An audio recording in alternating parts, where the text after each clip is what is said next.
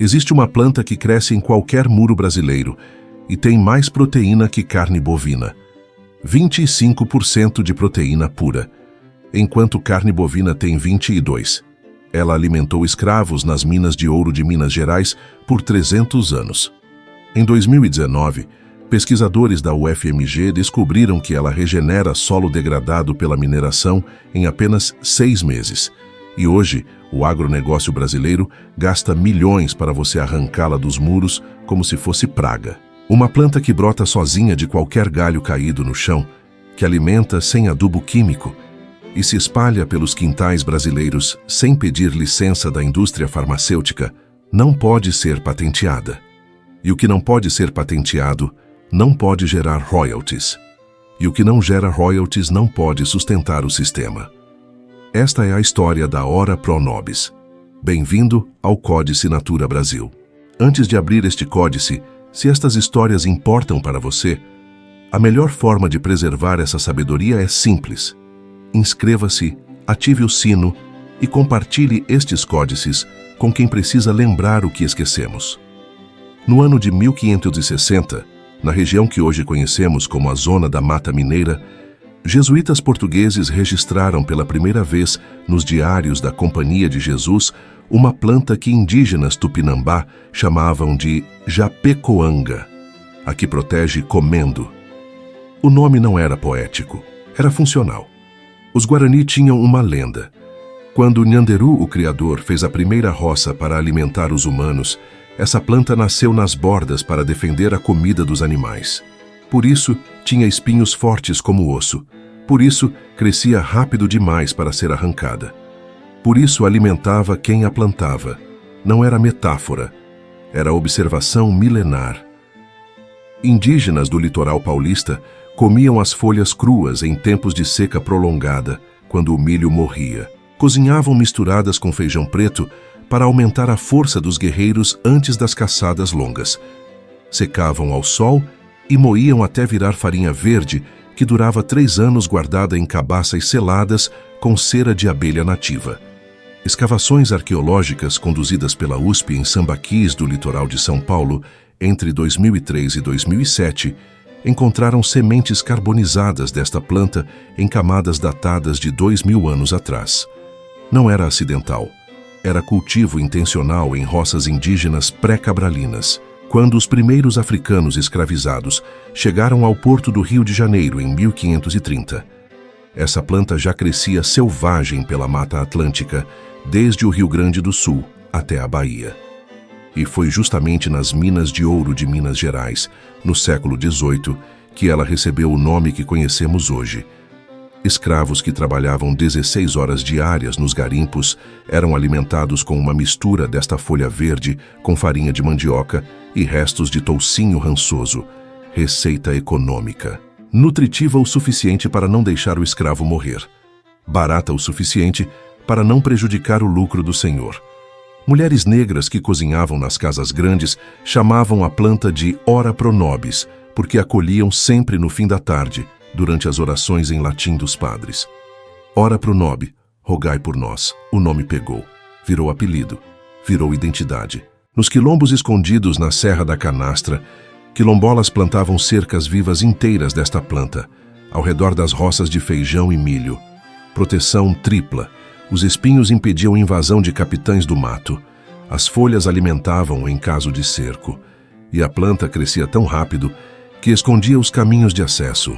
Padre José de Anchieta, em carta escrita em 1584 para o geral da companhia em Roma, menciona: há entre os índios desta capitania uma erva espinhenta de folhas carnudas que comem sem cozimento e que lhes dá grande força mesmo em tempos de fome e que cresce sem cuidado algum.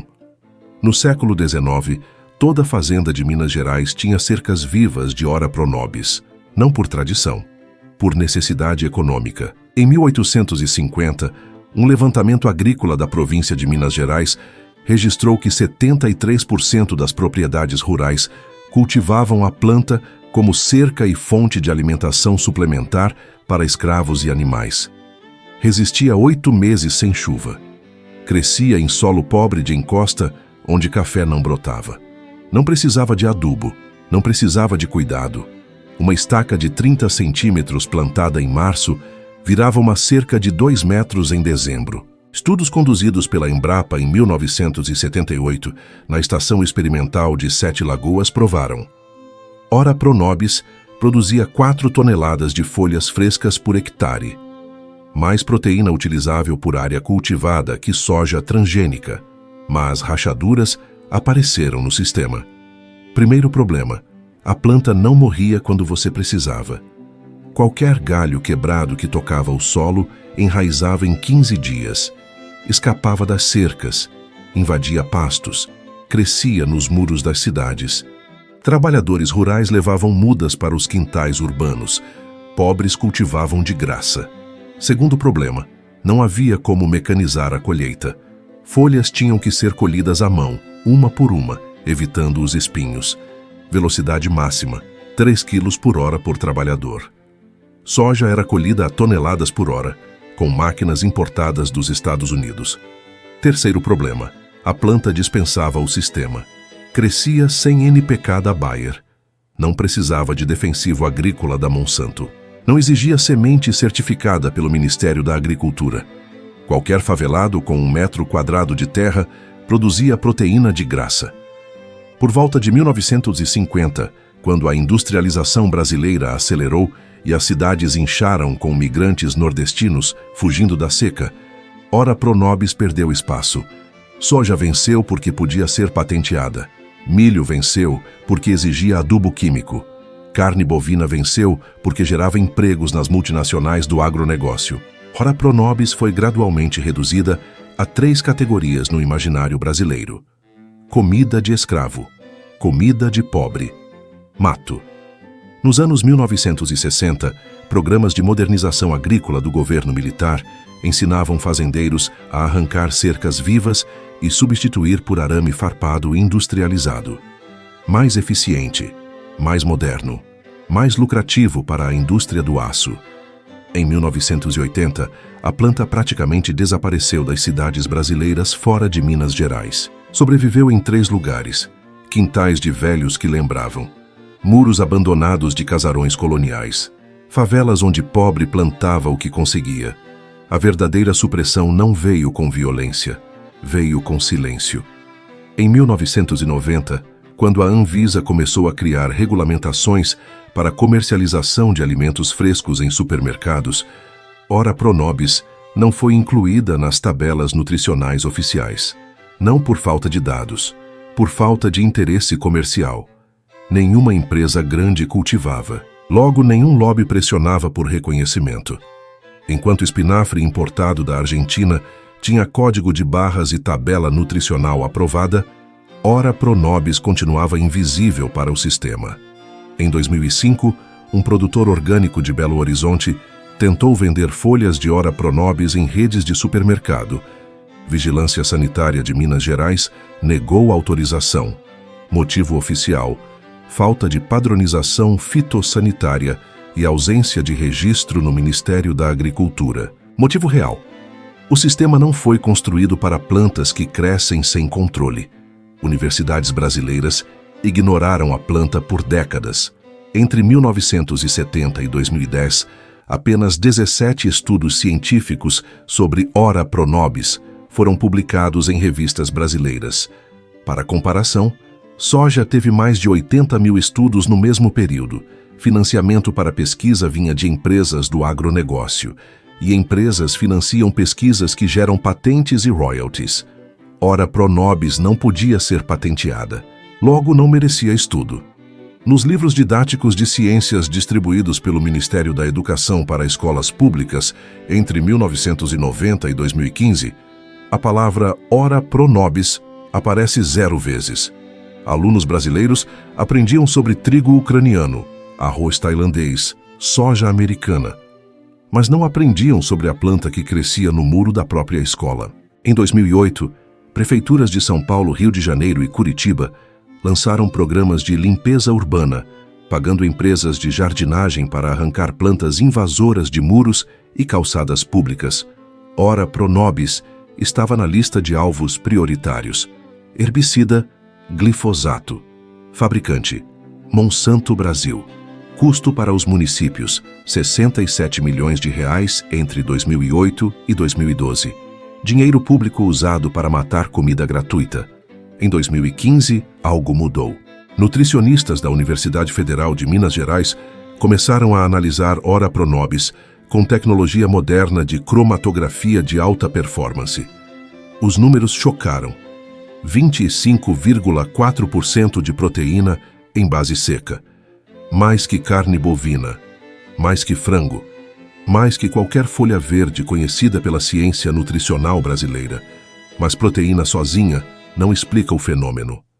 A planta continha todos os 9 aminoácidos essenciais que o corpo humano não consegue produzir sozinho. Perfil completo, igual a ovo, igual a carne vermelha, mas sem gordura saturada, sem colesterol, sem antibióticos. 127 miligramas de cálcio por 100 gramas, mais que leite. Ferro, 4,8 miligramas por 100 gramas, 3 vezes mais que espinafre. Vitamina C, 62 miligramas, mais que laranja. Fibras, 28% do peso seco, 4 vezes mais que aveia. Em 2017, pesquisadores da Unicamp descobriram que folhas de Ora Pronobis continham mucilagem, uma fibra solúvel que formava gel no intestino e reduzia a absorção de glicose. Diabéticos que comiam a planta diariamente tinham picos glicêmicos 30% menores. Nenhum remédio, nenhum efeito colateral, apenas folha mastigada. Em 2019, a UFMG publicou estudo demonstrando que Ora Pronobis plantada em solo contaminado por metais pesados de mineração absorvia chumbo e arsênio sem acumular nos tecidos comestíveis. A planta limpava o solo e continuava segura para comer. Fitorremediação natural, de graça.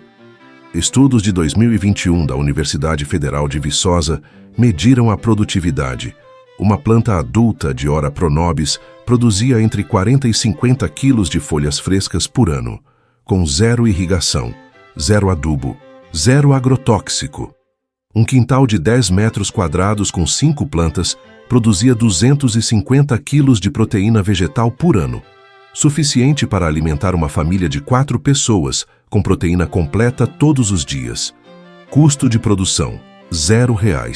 Custo de uma família brasileira média com carne bovina em 2024, R$ 180 por mês. R$ 2.160 por ano. Ora Pronobis, substituindo metade do consumo de carne, economizaria R$ 1.080 anuais por família. Mas aqui está o segredo que ninguém fala. Essa economia não gera PIB, não gera emprego na seara, não gera lucro para o Carrefour, não gera imposto para o governo. Uma família que produz a própria proteína é uma família que sai do sistema. E sistemas não gostam de vazamentos. Agora essa pergunta que não quer calar. Se Ora Pronobis tem mais proteína que carne, cresce em qualquer clima brasileiro e custa R$ 0 para cultivar, por que você nunca ouviu falar dela na televisão? Por que Globo Rural não faz reportagem?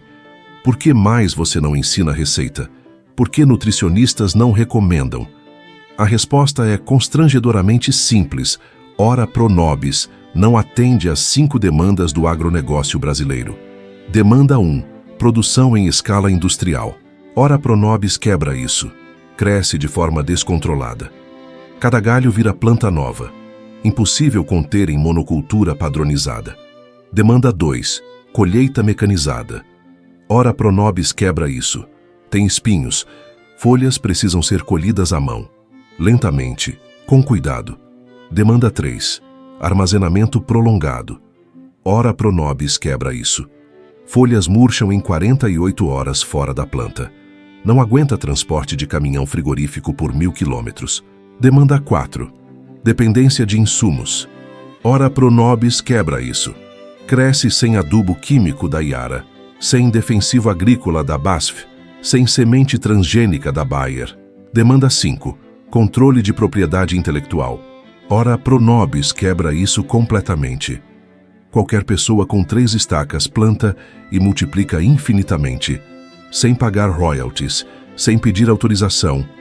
Sim, existe Ora Pronobis sem espinho, mutação natural desenvolvida por horticultores de Minas Gerais. Sim, existe técnica de colheita antes de murchar, mas isso exige mão de obra humana, cuidado individual, atenção artesanal. O agronegócio brasileiro não tem paciência para isso. Quer toneladas colhidas em um dia e empacotadas em 3. Então, ora pro nobis fica no nicho invisível. Feiras orgânicas de Belo Horizonte, quintais de Sabará e Ouro Preto, mercados municipais de cidades históricas mineiras, aquela propagação descontrolada pelos muros é justamente o ponto fatal. Você não mata a ora pro nobis sem Roundup da Monsanto. Qualquer galho que toca o chão brota em 15 dias. No Brasil atual, chamam de invasora, quando ela escapa do quintal e cresce em terrenos abandonados.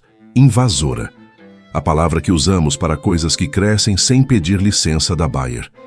Ora pro nobis ensina o que o agronegócio quer enterrar debaixo do asfalto das cidades. 3 lições mortais para o sistema. Primeiro, fartura não precisa de NPK importado da Rússia. Segundo, plantas nativas brasileiras voltam sozinhas aos quintais quando você para de envenená-las. Terceiro, comida de verdade não vem em embalagem plástica da Nestlé. Mas culturas que resistem sem agrotóxico são perigosas para o lucro. Taioba foi reduzida a veneno popular por causa da confusão com tinhorão. Caruru foi apagado dos quintais porque compete com espinafre industrializado da Argentina. Beldroega virou alvo de herbicida municipal porque tem mais ômega 3 que salmão norueguês de cativeiro. Plantas nativas que permitem autonomia alimentar são sistematicamente apagadas do conhecimento brasileiro. Não porque falham, porque prosperam sem a Cargill. Ora pro nobis sobreviveu sendo indestrutível botanicamente. Mas a maioria dos brasileiros vivos hoje nunca provou uma folha. Nunca viu crescer. Nunca aprendeu que 3 estacas plantadas em abril viram 50 quilos de proteína em dezembro. Esse conhecimento espera nos quintais das avós mineiras, nas hortas comunitárias de favelas paulistas, nas cercas vivas do interior do Rio de Janeiro. A mudança climática está chegando para o Brasil com força total.